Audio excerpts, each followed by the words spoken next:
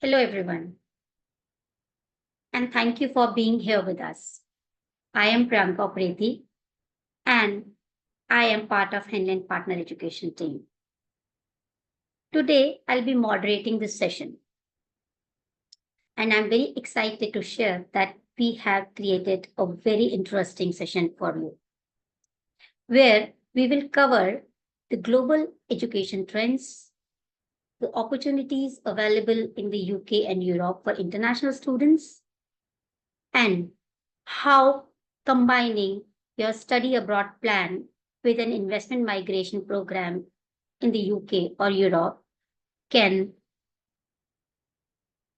set up your family for a long term success and growth in the region.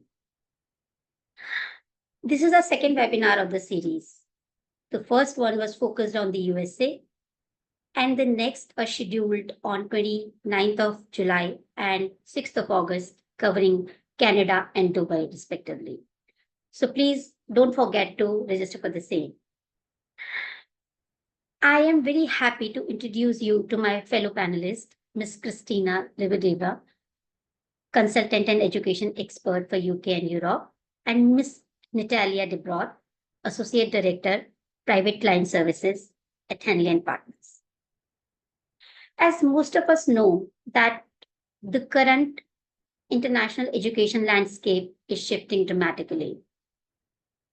Leading destinations like the United States, Canada, and Australia have introduced major policy reforms. And these reforms are certainly not in favor of international students. Like in the USA, the delay in the student visa appointments, rising visa fees, and screening of social media accounts of international students are creating challenges and anxiety amongst the parents and students.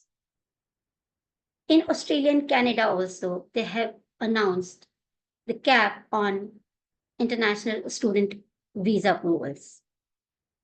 Plus, the increase in the fee of tuition or visa are fueling anxiety. However, in contrast, the UK and Europe are rising in appeal, despite some restrictions in UK on dependence or tightening work routes. Universities are attracting a lot of international students. Now I will invite Christina to take over this session. So over to you, Christina. Thank you so much, Franca. And hello, everyone. Natalia, next slide, please. Hi, everyone, and a very, very warm welcome to today's webinar on education opportunities in the UK and Europe. My name is Christina. I'm the Global Education Advisor at Henley & Partners, and I'm truly excited to guide you through this journey today. My hope is that you will leave this session with a clearer picture on the academic possibilities awaiting in these regions, and as well as the practical steps to get there. So let's dive in. Just a little bit about myself to start with. So I'm currently pursuing a master's degree at the University of Cambridge, and I've also completed studies in psychology, counseling, and coaching at the University of Oxford. Earlier, I earned my master's in economics, international relations, and philosophy at the University of Economics and Business in Prague. I'm also a certified coach, as well as vice president of the Cambridge Coaching Society.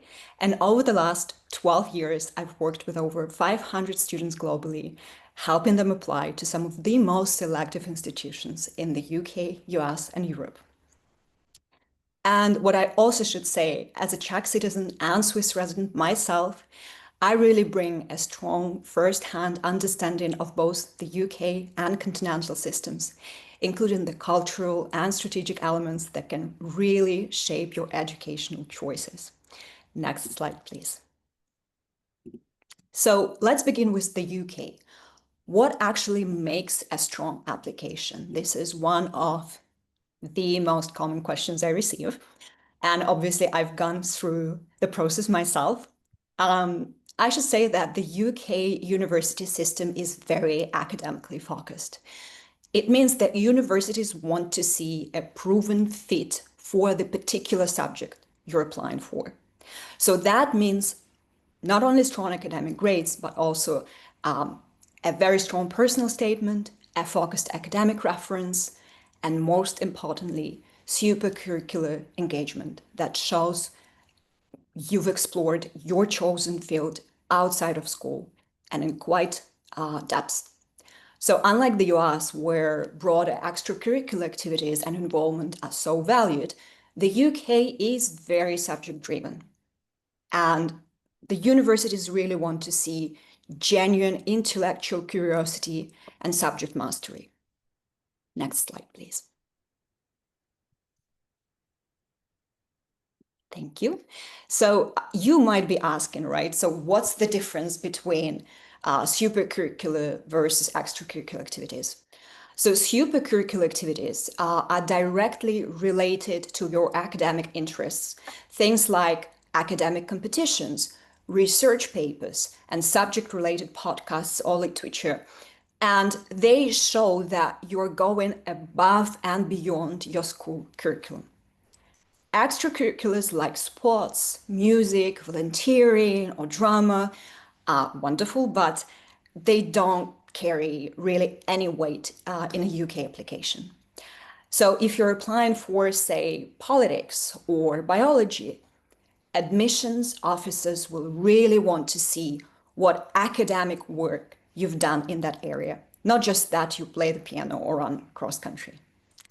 Okay, next slide, please. So yes, this focus on supercurricular activities is really key. Universities in the UK want evidence that you are an independent learner, someone who is curious, who is open-minded, and genuinely passionate about the subject you're applying for. That's what really stands out. Not just that you got good grades, which is obvious, but that you're actively pursued the subject on your own as well. It could be, again, as I mentioned, listening to economic podcasts, attending university lectures is a great choice, completing a coding project, or writing your own critical essay. Whatever form it takes, what matters is that you're engaging with ideas beyond the classroom. Next slide, please.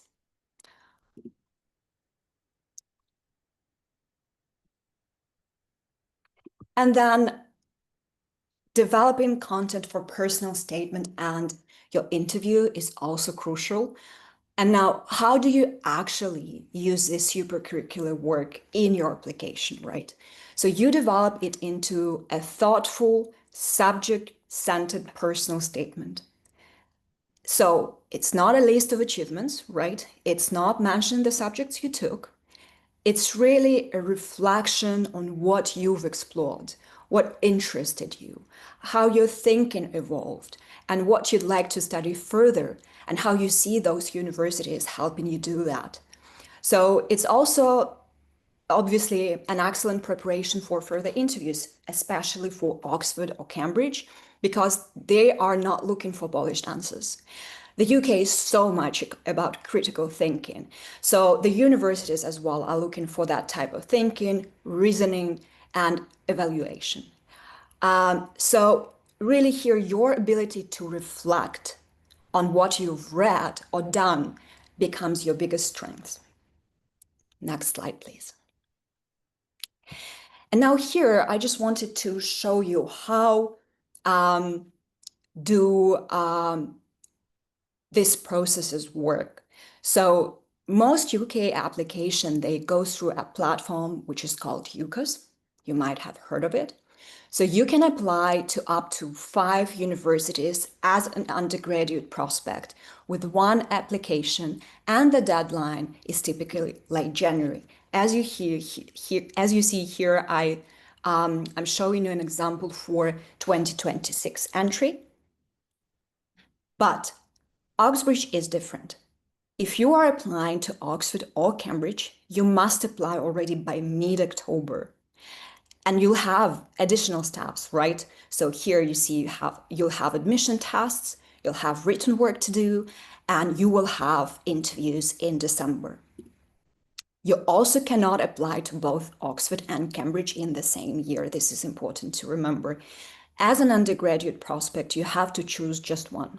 So it's 4 subjects plus 4 choices plus either Oxford or Cambridge. So while the platform is the same, the process is much more intense for Oxbridge. Next slide, please. And once again, let's look at the timeline. I always say it's crucial to apply early. So here I am giving you an example of an ideal situation where the entrance you are planning is no earlier than 2027. Again, specifically crucial for Oxford and Cambridge. So let's look at the exact timeline. If you are applying for the 2027 entry, now is the time to start planning. So this summer already and this autumn, you should be exploring subjects, reading and attending lectures, as I've mentioned. By January, you should already finalize your subject choice. And in the spring and summer terms of 2026, you should focus on the supercurricular work on that particular subject. By June or July, you need to attend university open days and finalize your list. Now, attending a university open days, campus tours, it's really something that I massively encourage you to do because it will help you tremendously to understand the environment behind the university, the community, the values, and that will also help you with your application. Over the summer next year, you'll start drafting your personal statement. And if you are choosing to apply to Oxford or Cambridge, your application will be due in October 2026 already. Then come the admission tests and the interviews, depending on the course you've chosen. And for all other UK universities, obviously, just as I've mentioned, the final UCAS deadline for the 2027 entry would be January 2027. Next slide, please. But now I want to be really, really honest with you. Oxbridge isn't the right fit for everyone, and it's completely okay.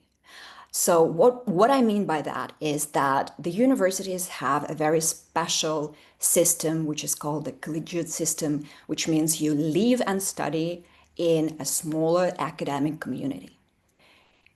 It's not about those huge seminars and lectures where you have thousands and thousands of people. You will have supervisions or tutorials which are basically just like one-on-one or very small group academic discussions, which will happen multiple times a week. And there is a lot of independent reading and writing and work in general to be done. And the terms are much shorter, but very intense. And if you're someone who thrives in that kind of, I would say, academic pressure, it can be an extraordinary experience. But it is also important to know what you're signing up for, right? Next slide, please. And yes, so here I wanted to discuss the chances. When it comes to your chances, yes, it is very competitive, but it is not impossible. I would say the most important factors again are academic excellence and subject passion. If your grades are strong, your thinking is sharp, and you've managed to demonstrate commitment to your field, you'll be a very strong candidate for Oxford or Cambridge or any other strong UK institution. So don't apply just because of the name. That's what I want to say. Apply because the academic style and the specific program suit you. Next slide, please. And then beyond Oxbridge, there are other 22 UK universities that are known to be under the Russell Group. And these include names like Imperial, London School of Economics, King's College, University of Edinburgh, and many more really, really reputable names. They're known for academic excellence and research and really offer top-tier education across different fields, from business and engineering to medicine and humanities. So what I want to ask you is not to think that Oxbridge, it's either Oxbridge or nothing, because there are many more powerful options in the UK that may actually be even a better fit for you. And these universities also offer strong career links and global reputation and often more flexible cost structures as well. So I would say if you're interested in innovation, entrepreneurship, global internships, or interdisciplinary study that's becoming so popular, there are Russell Group universities that might be better aligned with your goals than Oxbridge. Next slide, please. And here is really how UK universities rank globally in 2026. So it's the latest ranking from QS World University Ranking. And you can actually see, which is fantastic, that Imperial College London has become #2 worldwide after MIT. So just again to show you that it's not only about Oxford and Cambridge, but other institutions are really, really becoming very strong as well. And obviously followed by Oxford, which is #4 worldwide, University of Cambridge. And then you see all of that list of other institutions I've mentioned from the so-called Russell Group. And these rankings show the global competitiveness, obviously, of the UK's academic institutions. And really, a degree from any of these universities opens doors worldwide. Next slide, please. And now I would like to shift our focus to continental Europe, which offers a very different experience, but again, incredible opportunities that are often overlooked. There is diversity, cultural richness, and academic excellence across the region. And what is very important, many programs are now offered fully in English, even at the undergraduate level, and their tuition fees are often much, much lower than in the US and in the UK. So if you or your family hold or are planning to hold the EU residency or citizenship, that also, and my colleague Natalia will talk more about this later on, that will also open up access to domestic tuition rates and postgraduate work opportunities across the European Union, which is so, so great. And yes, this is the right slide, where I want to discuss top European countries for university education. And I would say when we talk about studying in Europe, we're really thinking about a wide range of countries, and each has its own strengths, academic traditions, and institutional focus. And while, and again, I say it as a citizen of the European Union, there is really no single European system. There are several standout destinations that really offer world-class education today. So destinations like, for example, the next slide, please. Spain, right? And institutions like IE University or ESADE, all leaders in business and innovation globally. Portugal's Nova Lisbon and University of Porto are gaining recognition for tech and research, and the region in general. Portugal is becoming an expert, a startup experts hub. Italy offers outstanding programs in business and fashion, so universities like Bocconi or Polymoda being the key examples, really. France leads in politics and economics with the famous Sciences Po, or let's say Switzerland's ETH in Zurich, another global leader in engineering and sciences. The Netherlands offers really a wide array of English language degrees at top institutions like the University of Amsterdam or the University of Maastricht. And so there are many other countries to name, and again, we can discuss it later if you have an interest in any particular country. But what I'm trying to say is, together, these countries really offer world-class academics, an international student environment, and often a much better cost-benefit balance than other regions like the UK. Next slide, please. So I really wanted to take you through this slide just to compare the system in the UK and in Europe.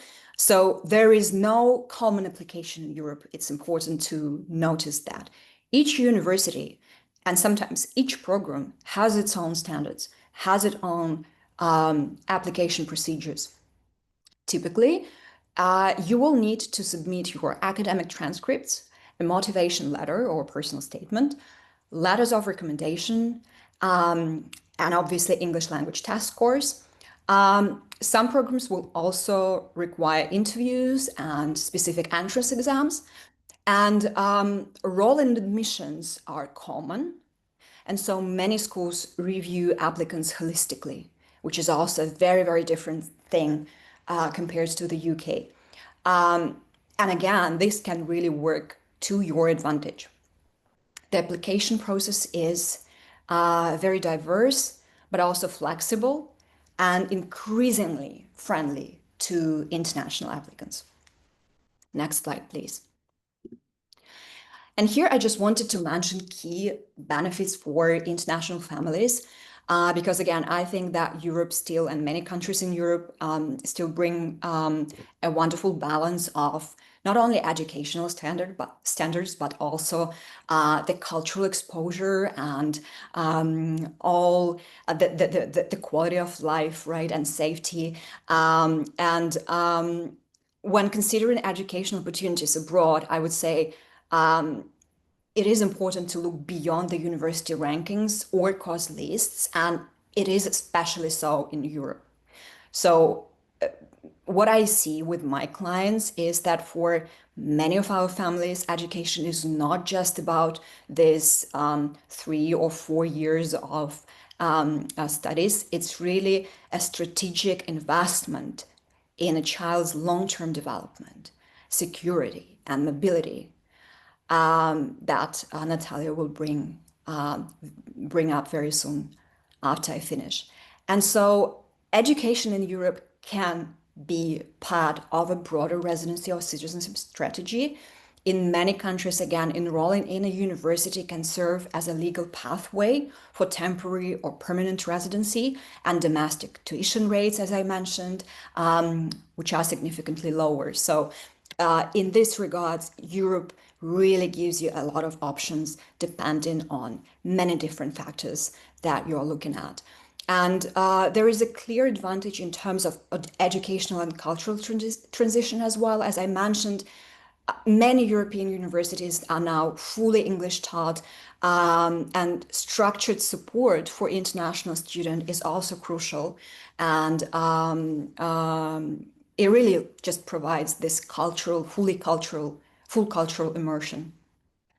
And also, I would say that those degrees offered by European institutions are nowadays globally recognized.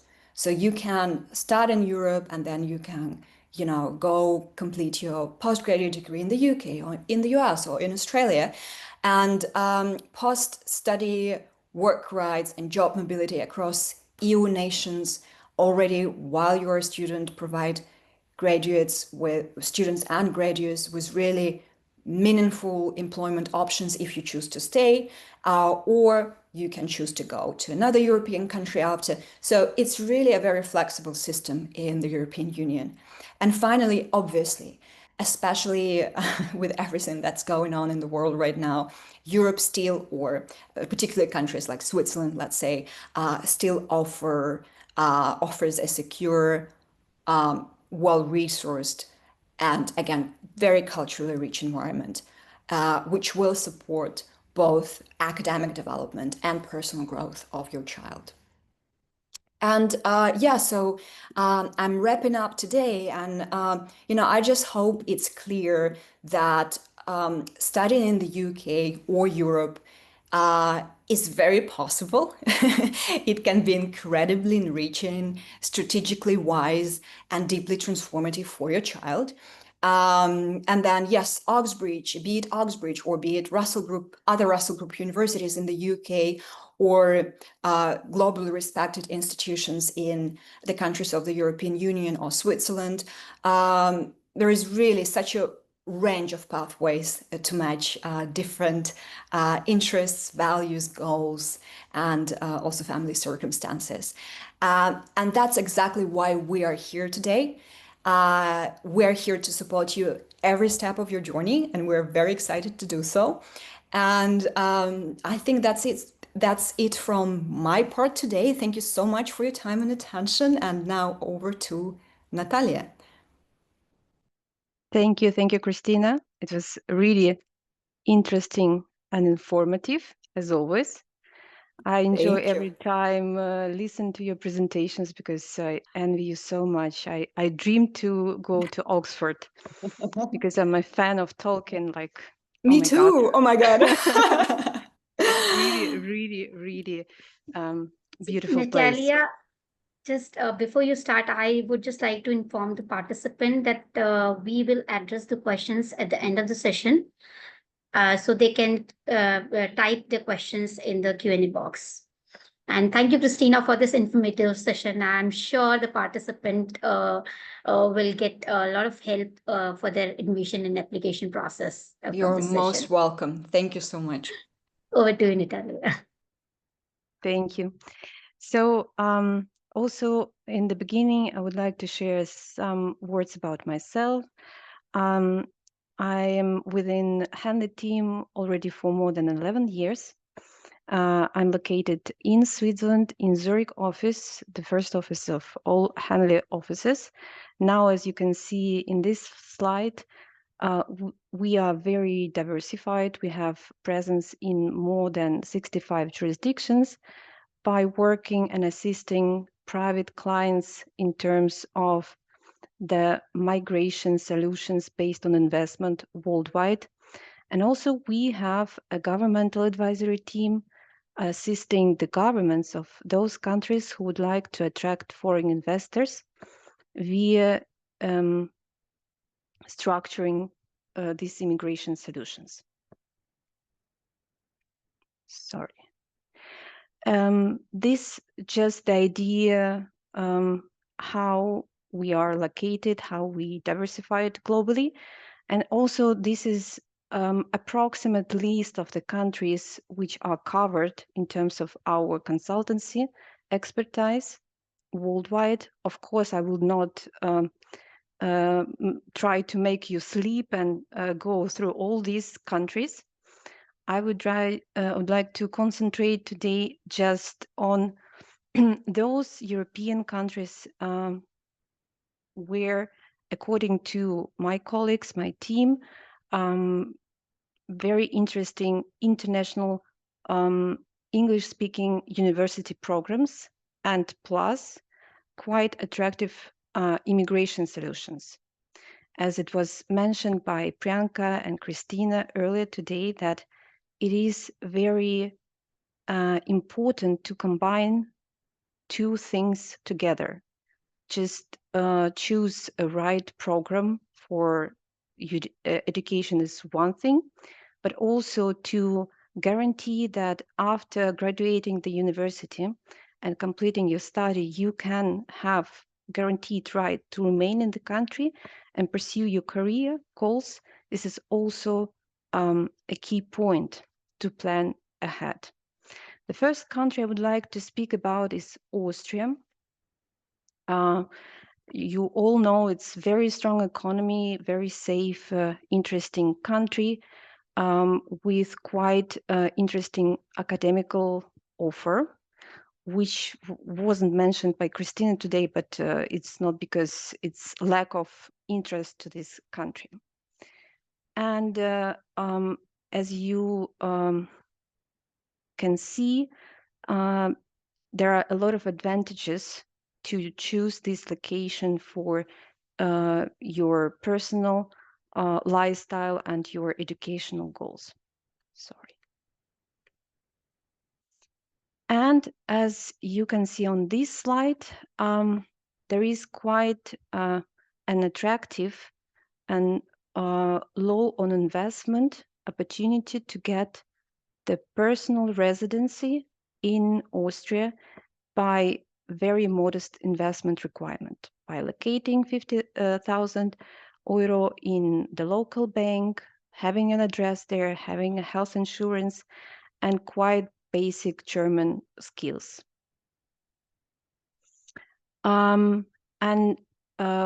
By having this residency and completing the university, of course, your children, your family can stay in the country, and then the kids can really set up the whole life there. Another place is interesting to consider, maybe not obvious for the audience, is Cyprus, where you can also have quite modern universities to consider, and the kids can get a permanent residency while they are studying in Cyprus, and by completing their studies and by completing full 3 years, calendar years of residence in Cyprus, they will have the right to apply for the citizenship. That's quite an attractive thing to consider. Another country with a famous Bocconi University is Italy. There are very vibrant atmosphere, a lot of historical places, cultural life, fashion, everything, and also quite a variety of immigration solutions. For those who would like to have the right, but not an obligation to reside in Italy, that client could consider investor visa program. I will not go deep into detail, but the minimum required investment starts with 250K. Or if the family really like the lifestyle in Italy, they can consider so-called elective residency program, where the family needs to demonstrate history of a passive income for at least 12 months, allowing them to cover their life costs, which is approximately, like in Austria, 50,000 euro. And again, the lifestyle in Italy is very attractive.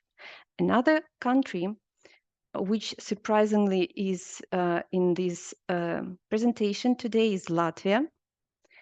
Why Latvia? First of all, as I knew from my colleague, apparently in Riga there is a quite attractive medical institution which attracts a lot of foreign students. And from the immigration perspective, you can also see that there are plenty of, let's say, low-cost entry possibilities for the investors to get a residency in Latvia. Okay. So Portugal, also very, very popular destination, not only for educational purposes, but absolutely for the immigration purposes as well. We need to mention that the timeline, unfortunately, in Portugal for the immigration process is very it needs to be improved. Let's put it this way. But still, the possibility to get the golden visa, which under the current legislation could be converted to the Portuguese citizenship after 5-6 years with limited requirement of physical presence, is still there in place. And Portugal now, it's very attractive destination international wise and for the business and for education purposes as well. And as Christina mentioned, the next country I would like to speak about today is Switzerland. This is the most safe and attractive, as we see it now among the international clients jurisdiction, with top universities. ETH, which is mentioned, which is just nearby our office here. But unfortunately for our clients and fortunately for Swiss authorities, it's very expensive jurisdiction. Not only the life expenses are very high, but also the entry for immigration purposes is quite high. So as you can see, 250,000 Swiss francs is not the investment as we used to have like in Latvia or Italy or Portugal, is the payment in taxes per year. Okay, so it's not one-time payment. Sometimes I get such questions, it's quite confusing, but this is how Switzerland deals with the filter the amount of immigrants, even wealthy immigrants, coming to the country. But to add value to this country is that a student underaged living 1 year will be considered as 2 years for the naturalization purposes later on, if the family remains in Switzerland and want to get the passport in 10-12 years. So, and finally, we come to UK, where increased interest towards the educational institution can be also added value to decrease the price for this educational by having immigration solution planned ahead. Unfortunately, the legislation has been changed several times recently, and for now we see that the government of UK, they are looking for business-oriented people and investors who would really contribute to the local development of business and economy. And the possibility to convert the residency in 5-6 years into the passport is also very attractive. I think, Priyanka, this is it from my side. Of course, as I mentioned in the beginning, this is just the ideas. There are much more countries to mention, and we will be happy to answer all possible questions later on. Thank you, Natalia. Thanks a lot. Now, before we address the questions, I would like to talk about our Henley & Partner Education Services. So, next slide, please. So these are the key services we're offering under this vertical. The first one is Henley Academic Profiling Assessment, which is an internal online assessment tool, and parents and students are using this assessment to evaluate their academic performance in relation to their international peers. And children starting from the age of 6 to 16 are eligible for this assessment. The next one is School and University Admission Counseling, where we are helping to families and students to navigate this complex journey of identifying a institution or a school for them and then preparing them for the admission process. The additional services are like we are offering summer programs, exposure visits, concierge services on request from the clients. Next slide, please. So you must be wondering why Henley Partner Education? Why not any other agency? So my answer is very clear that we are offering standalone premium bespoke services and we are focused on our client and your children. We are completely impartial because we are not associated with any school or universities. So our recommendations and suggestions are completely unbiased. We are able to maintain 100% success rate so far under the guidance of our experienced team. And as educators, we understand the needs of children and having their well-being at the core of our services. Next slide, please. This is our lovely team headed by Miss Tess Wilkinson. She's based in UK. And all our advisors and counselors are not agents. They are ex-academicians. Most of them have worked with schools and universities as admission counselors, teachers, directors, principals. And that's why they have very good understanding of the education ecosystems there. So this is it from my side. Christina and Natalia, we have questions in the chat box. If you could just address those questions.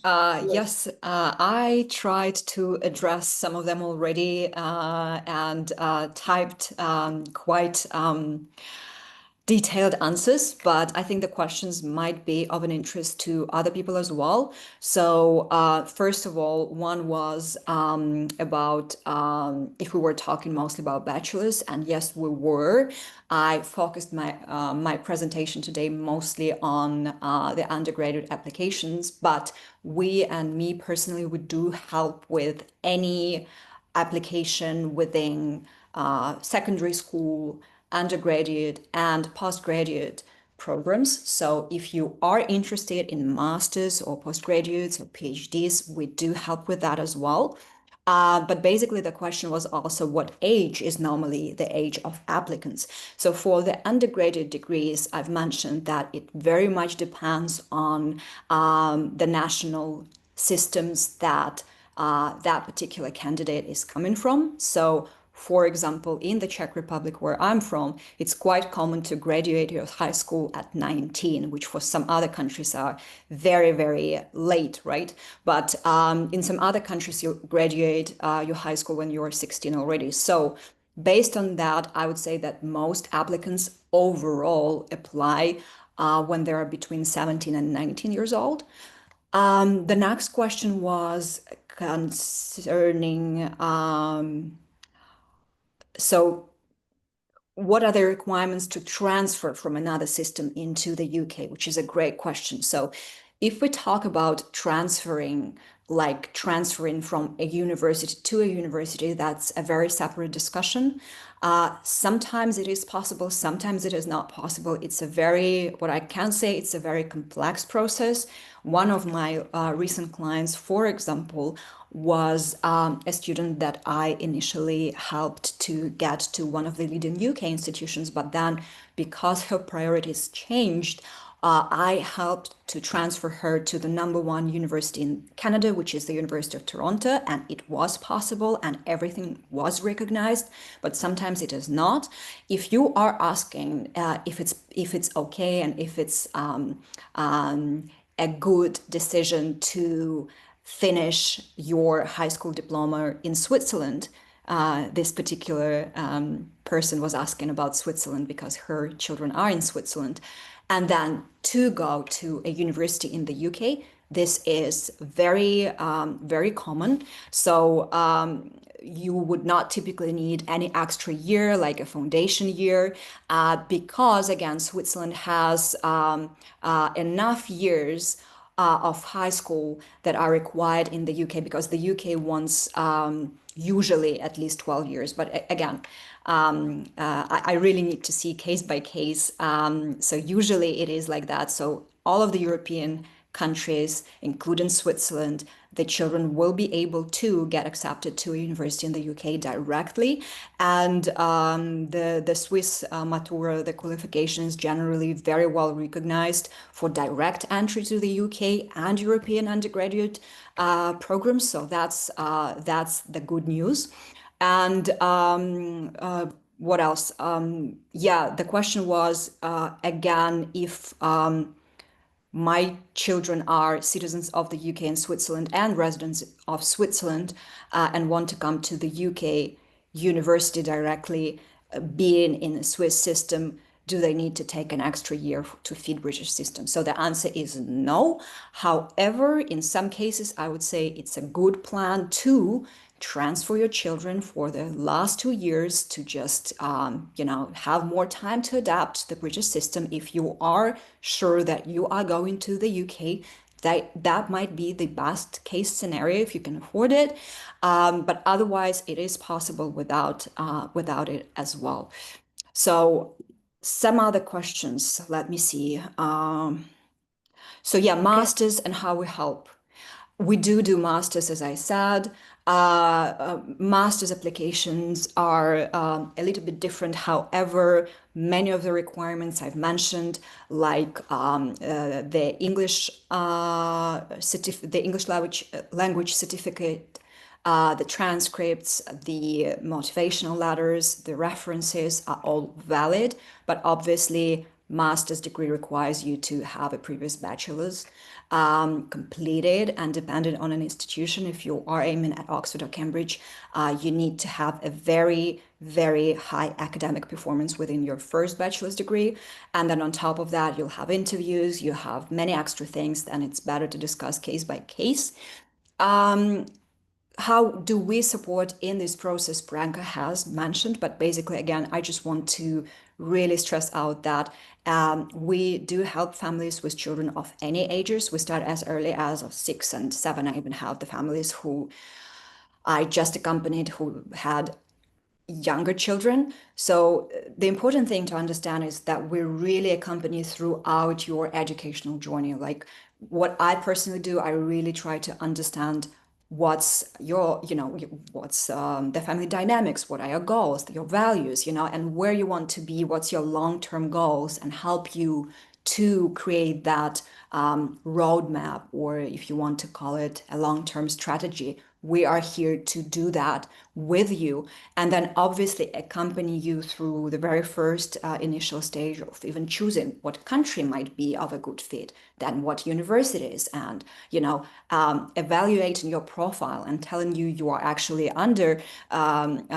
estimating yourself. Let's try some higher goals, or vice versa, and then preparing you for each university, guiding you throughout the process, maximizing your chances of admission, and then supporting you every step of the way. So I hope that was helpful. The rest of the questions, I believe, are regarding investment migration routes. Thank Priyanka, you. could you please read them for me? Yes. So I think these are related to Cyprus and Latvia residency programs. So if you could just this is one.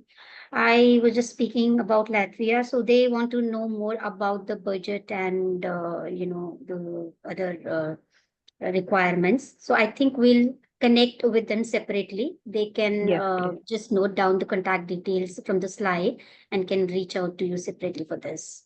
Yes. So thank you so much, everyone, for being here with us once again. And we wish you a great success ahead. Have a wonderful day ahead. And please don't forget to connect with us, because we are the only one offering a degree with a passport. Thank you, everyone. Thanks a lot. Thank you so much, and we hope to see you Thank very you. soon. Thank you, guys. Take care. Bye. Thank you. Bye. Bye-bye.